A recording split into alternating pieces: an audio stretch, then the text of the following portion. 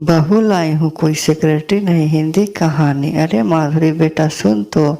माधुरी की सासू माँ ने माधुरी को आवाज लगाई। माधुरी बोलती, हाँ मम्मा बोलो क्या चाहिए। अरे बेटा चाहिए कुछ भी नहीं, तुझे पता है ना जो मुझे चाहिए होता है मैं खुद ले लेती हूँ। मैं तो तुझे बता रही थी कल मेरी बुआ जी की बेटी आ रही है, उसको किसी डॉक्टर को दिखाना है यहाँ, तब वो हमारे घर भी रहेगी 2-3 दिन। तू बाजार तो जा रही है इसलिए कुछ फल सब्जी लेते आना बेटा। माधुरी बोलती, हाँ मम्मी जी मैं लेकर आ जाऊंगी। दूसरे दिन माधुरी की जी सास की बुआ की बेटी रागिनी घर आ जाती है। माधुरी रागिनी जी के लिए पानी लेकर आती है, चाय बनाने के लिए जाती है। तभी माधुरी के पति साहिल का फोन आ जाता है। अपनी कोई फाइल घर पर भूल जाता है।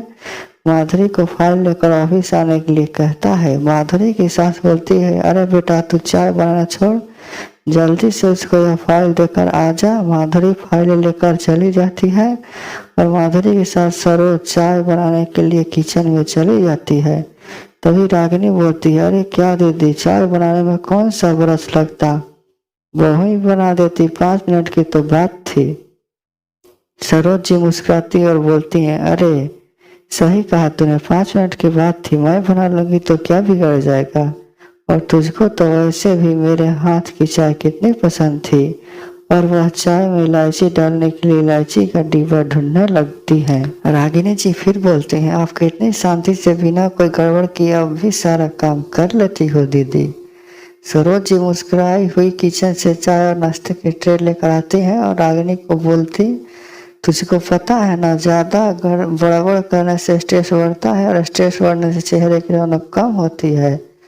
तब मैं कम भी बड़बड़ नहीं करती, मुस्कुराते हुए काम करती हूँ। तो भी कुछ सीख मुझसे। और दोनों हंसते हुए चाय पीने लगती हैं। चाय पीने के बाद सरोज जी चाय के जूठे कप नाश्ते की प्लेट किचन में उठाकर रख कर आ जाती हैं और साथ में हरी सब्जियां ले आते हैं। साफ करने के लिए रागिनी जी फिर बोलती हैं, आराम से बैठकर बातें करो ना मुझसे, ये सब्जियां तो आपकी बहू ही कर देगी। आकर साफ सरोज जी बोलती हैं, अरे बातों की बातें और काम का काम दोनों हो जाएंगे, साथ में बहू को भी आसानी हो जाएगी। फटाफट सब्जी तैयार हो जाएगी। रागिनी जी को न चाहते हुए भी सब्जी साफ कराने में सरोज जी की मदद करनी पड़ी। थोड़ी देर बाद में माधुरी आ जाती है। वह कुछ देर दोनों के पास बैठती हैं, थोड़ी बातें करती हैं, फिर शाम के खाने की तैयारी करने किचन में चली जाती हैं।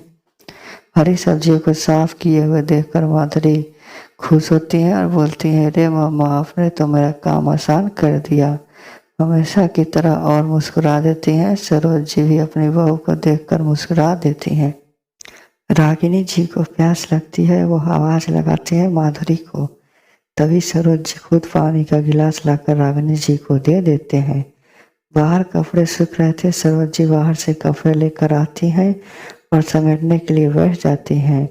रागिनी जी को यह सब थोड़ा अटपटा सा लगता है। मन ही मन में सोचती है, यह दीदी बहू तो ले आई, बहू का सुख लेना इनको नहीं आया। मेरे ठाठ है सोफे पर बैठी बैठी दोनों बहुओं को ऑर्डर पर ऑर्डर लगाती हूँ। मजाल है कभी मैंने एक गिलास पानी भी अपने हाथों से पिया हो। और दीदी को देखो सारा दिन घर के कामों में इस महारानी की मदद करती हैं। इसको सर पर लिया है, एक दिन पछताएंगी। ऐसे सोचते सोचते ना चाहते हुए भी रागिनी जी की कपड़े समेटने में मदद करने लगी। रागिनी जी को 2 दिन हो गए सरोज जी के घर रहते हुए, पर उन्होंने एक बार भी सरोज जी को बहू के ऊपर गड़बड़ करते हुए और उसको ऑर्डर देते हुए नहीं देखा। जो भी चीज चाहिए होती थी सरोज जी खुद जाकर ले आती।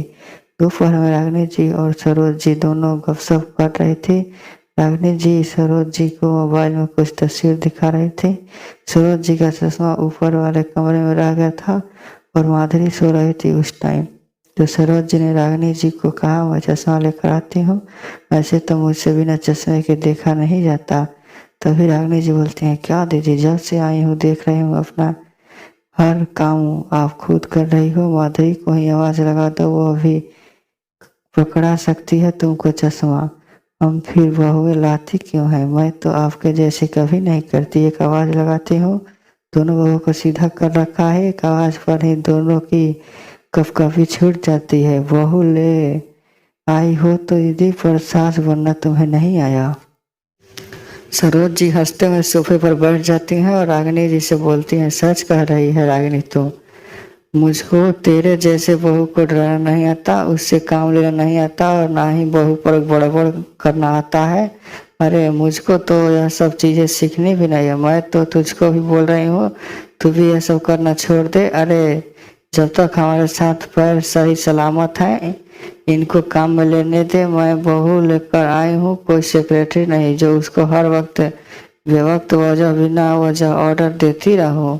अगर मैं उसकी कोई हेल्प कर देती हूँ तो वो भी मुझसे खुश रहती है और मुझको सम्मान देती है, अपनापन देती है, प्यार देती है। तेरी बहू है जिनको तू डरा के रखती है, वो भले ही सामने तुझसे डरती है पर पीठ पीछे तेरी बुराइयां करती है, तुझे बद्दुआ देती रहती है।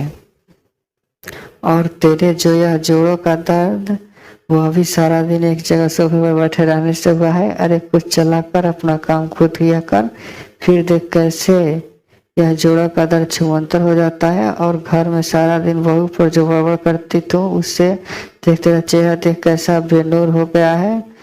तुझसे बड़ी हूँ मैं, पर मेरा चेहरा देख अभी तक निखार है, वैसा का वैसा जैसा पहले था। यह सब घर में सुख शांति रहने से आता है, और घर में सुख शांति घर की मुख्य महिला यानी हम सास लोग ही घर को चाहे तो क्रांति का मैदान बना सकते हैं, या फिर फूलों के खुशबू से महकता हुआ उपवन। इन फूलों में अगर हम कभी कभी प्यार की हल्की फुल्की बारिश भी कर देंगे तो यह उपवन कभी मुरझाइया नहीं, हमेशा खिलखिलाते रहेगा। छोटे मोटे कामों में बहू की मदद कर देने तो कोई आफत नहीं आती, बल्कि हम खुद स्वस्थ बने रहते हैं। रागिनी जी को बात समझ में तो आ रही थी, पर वो समझना नहीं चाह रही थी और नींद आ रही थी। मुझको तो ऐसा बोलकर सो गई। पर सरोज जी बिना रागिनी जी की बातों में आए चाय बनाने चली गई। उनकी बहू के उठने का टाइम हो रहा था। दोनों सास बहू के अवसर का टाइम था। या सरोज जी ने कहा, मेरे तो जब तक हाथ पर चलेंगे मैं कोई भी काम किसी से भी नहीं कराऊंगी, अपने आप करोगे। मेरी बहू मेरी सहेली है, कोई सेक्रेटरी नहीं।